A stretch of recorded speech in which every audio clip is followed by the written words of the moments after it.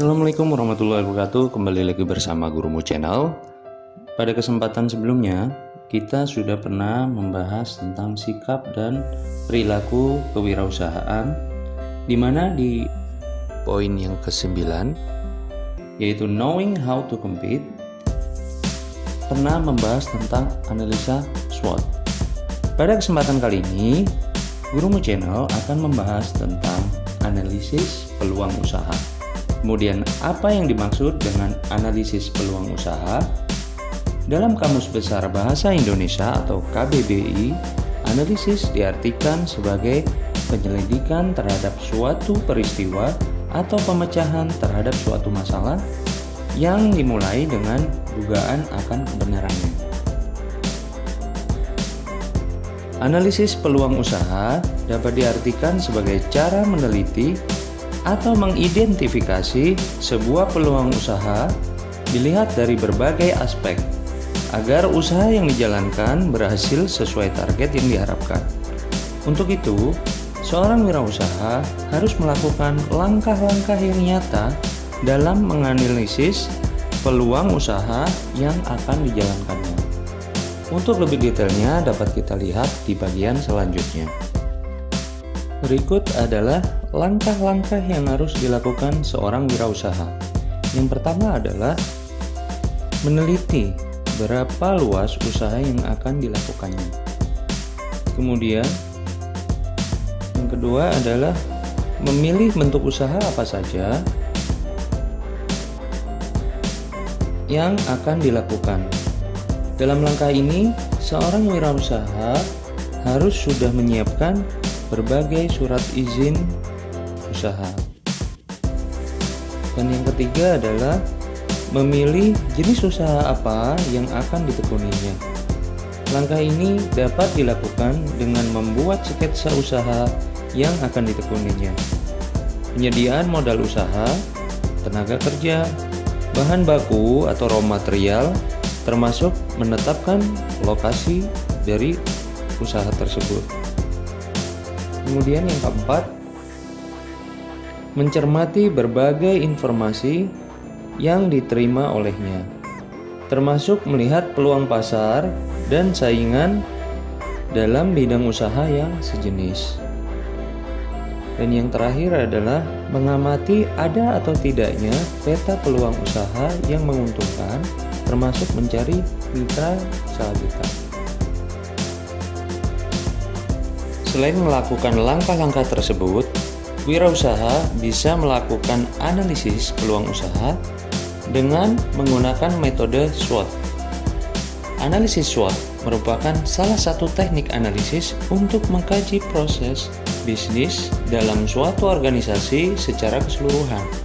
Untuk mengkaji suatu organisasi perlu dilakukan analisis dengan melihat faktor internal atau yang muncul dari dalam, dan faktor eksternal atau yang ada atau datang dari luar.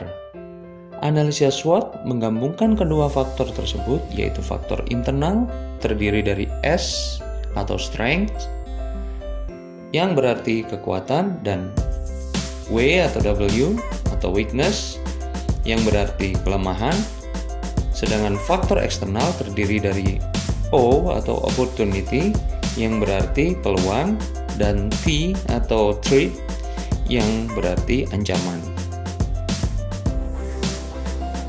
Bagaimana cara analisis SWOT diterapkan dalam sebuah usaha? Berikut adalah contoh analisa SWOT dalam menganalisa peluang usaha bisnis retail. Dalam analisis SWOT, strength merupakan kekuatan apa yang dapat mendukung usaha kita untuk mencapai sasaran.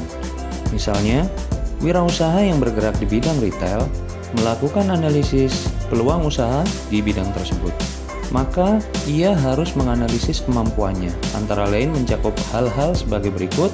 Yang pertama, sumber daya keuangan yang memadai dan pekerja yang kompeten.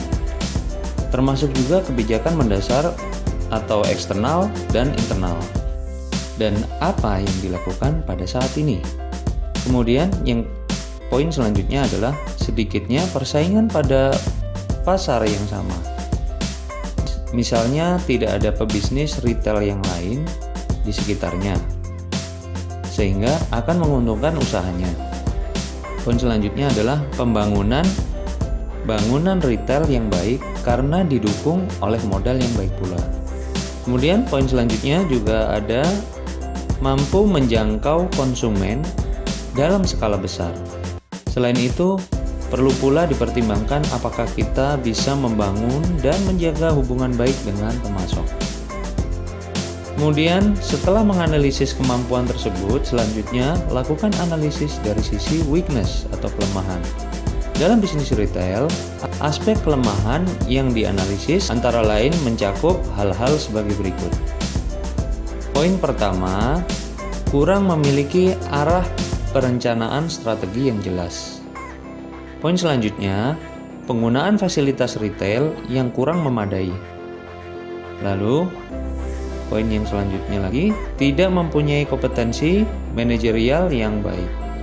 Dan poin yang keempat, pelayanan informasi masih kurang. Poin yang kelima, penataan barang yang buruk.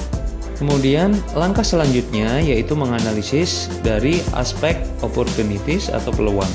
Pada saat menganalisis aspek opportunities, maka yang dapat dilakukan adalah sebagai berikut. Poin pertama adalah mengembangkan program-program percepatan pembangunan melalui franchise. Poin yang kedua adalah apakah banyak lembaga-lembaga yang siap untuk bekerja sama dengan kita. Dan poin yang ketiga, melakukan diversifikasi program kegiatan atau mengembangkan program yang berbeda dari yang sudah ada. Dan next, analisa selanjutnya T atau threat, yaitu ancaman apa yang menyebabkan sebuah usaha mengalami kemunduran, bahkan kebangkrutan. Berikut ini adalah ancaman-ancaman yang harus diwaspadai oleh seorang wirausahawan. Poin yang pertama adalah pertumbuhan organisasi yang lambat. Yang kedua, intervensi negatif terhadap proses pembangunan organisasi bisnis baru maupun operasional organisasi bisnis baru. Poin yang ketiga, ketidakpercayaan pasar terhadap organisasi kita. Dan poin yang keempat, munculnya organisasi bisnis baru yang sejenis dan jauh lebih bagus daripada milik kita.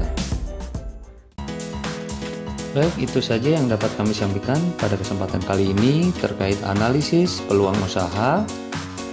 Terima kasih sudah bergabung dengan Gurmu Channel. Jangan lupa like, share, komen, subscribe, dan tekan tombol loncengnya jika dirasa bermanfaat. Terima kasih. Assalamualaikum warahmatullahi wabarakatuh.